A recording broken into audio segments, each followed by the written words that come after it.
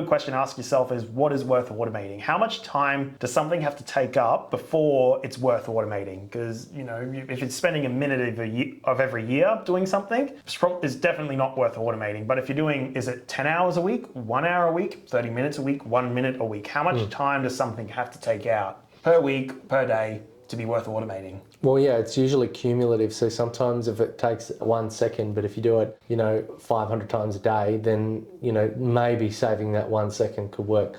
People look at it on, machinery or like if you're doing administrative processes, I would imagine, doing the payroll would take at least, 4 or 5 hours a fortnight, or, maybe 5 or 10 hours a month, depending on when your payroll cycle is. But absolutely, having time that you spend on those sort of background tasks that don't make you money, all they do is cost you money, and they cost your ability to spend more time with your customer, or servicing the customer, or building the next product, or doing more marketing, things that are going to grow your business instead of just the mundane administration you've got to do on a day-to-day basis. Yeah, and even going on top of that, not just even like giving yourself time back, giving the contractors or employees their time back. Yeah. Personally, myself, I was about 4 times quicker at editing than any other editor doing a project, and I thought, maybe it's just because they don't know how to communicate to them well enough. Yeah. But eventually, when I got processes put in place, I know with my editors, I get them down to,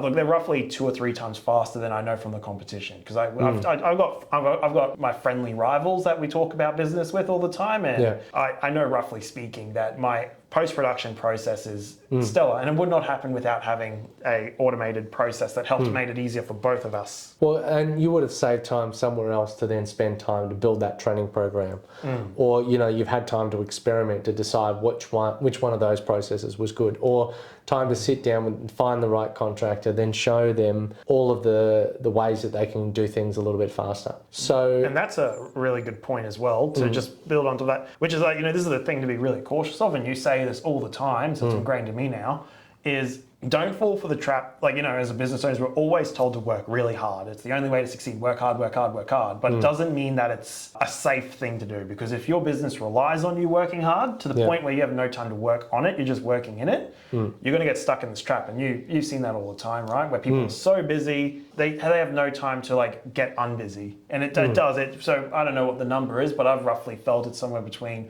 it takes 4 to 20 times as long to automate a process? Well, it depends on what you're automating, but like in terms of working out what that cost to benefit ratio is, if you take the billable hourly rate of the task, not necessarily the task, or your billable hourly rate, and as a business owner, you probably rate it 3 or 4 times what you actually charge to the customer. So if you say everything costs you $300 an hour, you would probably think a little bit differently, because you're driving the business, you're guiding it, you're moving it forward. But if you multiply your, effective cost, then you would say, all right, well, if that took me 4 hours a week, then it takes me, if it's $100, then it takes me $400 a week. Then you decide, how many times am I doing that a month, a year?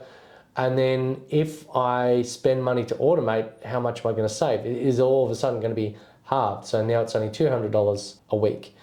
And if it costs you $1,000 a week, and so that's $52,000 a year, would you say it'd be worth spending $50,000 automating a process that you would then cost you, $10 a week or something like that? Yeah. I would say yes, because within a year that's paid itself back. Obviously, you may not always have that much money to spend that much money to automate, and you need to be aware that sometimes processes change, rules change, requirements change, but you can do a lot of small stuff. You can do a lot of micro changes, and sometimes it's not investing money, sometimes it's investing time. Your time to design a new process.